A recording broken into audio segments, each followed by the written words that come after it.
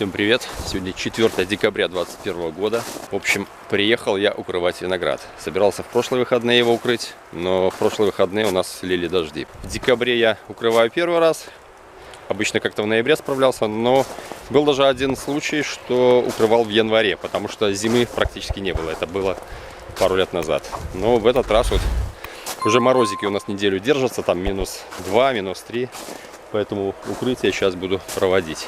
Это и не рано, и не поздно. Ну, я бы сказал вовремя, потому что, ну, такая погода сейчас.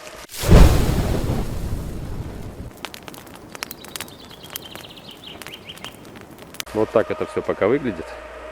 Пока ничего не укрывал. Сейчас мы это дело все укроем. Обтяпаем по полной. Вот немножко намел, ну, буквально, не знаю сколько, пару сантиметров. Ничего страшного. Совсем не критично. Вот укрывной материал мой. Вот такие рулончики. Это уже использованный БУ. Этот еще пока. Этот брал на перспективу запас. Вот в этом году он явно понадобится. Сейчас мы это дело все раскрутим. И в принципе укрытие будет нам готово. В общем, укрыл, как обычно, дарнитом. Щиты это чтобы с крыши, когда будет падать, чтобы не поломало рукава. Ну, торец у меня немножко тут торчала лазенячка, ее лапником можжевельника прикрыл. Ну все, в общем, как обычно, без изменений. Это у меня новые ряды молодые, поэтому здесь пока так кусками все это поприкрывал.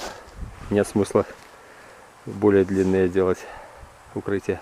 Тем более у меня не хватило материала, в следующем году докуплю. Значит, там, где совсем молоденькие, маленькие коротышки обрезанные, в принципе, достаточно вот просто лапником. В общем, где не хватило, я использовал лапник. Где лозы подлиннее, там дарнит. Дарнит, меня постоянно спрашивают, постоянно говорю.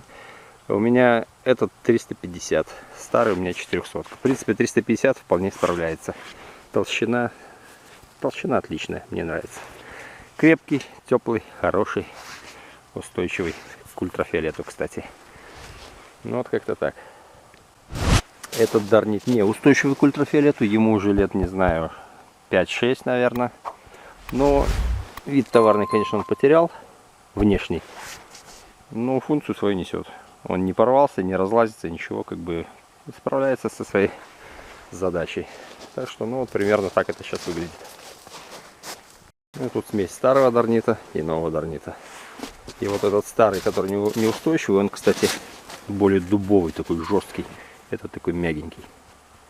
Ну, я вообще большой разницы не вижу у них, если честно.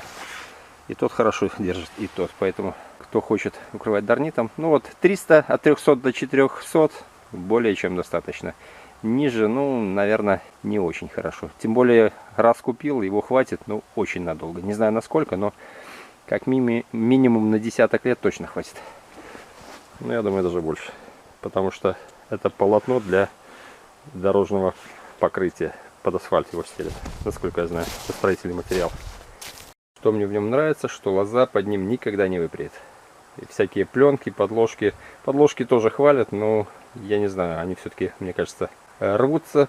Они подороже идут, насколько я знаю. Ну и их надолго не хватит. Но это мое мнение, могу ошибаться. Пишите комментарии, кто как укрывает.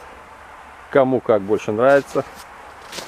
Тоже возьму на вооружение. Ну, в принципе, я уже, наверное, себе выбор сделал. И больше, наверное, менять ничего не буду. Вот буду в следующем году еще 1,20 м дарнита докуплю, чтобы уже под все посадки хватило.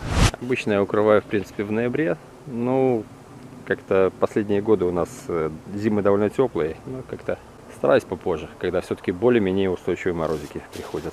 Но, как правило, морозики в последнее время у нас вместе со снегом приходят. Благо его еще немного, успел накрыть.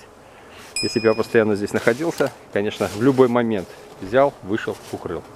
А так надо подстраиваться под выходные только раз в неделю. Ну, как есть, так есть. В прошлые выходные я собирался приехать, но линули дожди. Именно в субботу, в воскресенье не помню, было или нет, но в субботу точно был дождь. В общем, решил перенести вот на эту неделю. Так что, ну, укрыл, все. Можно расслабиться немного. Все, ставим лайк, подписываемся на канал. Всем удачи, пока.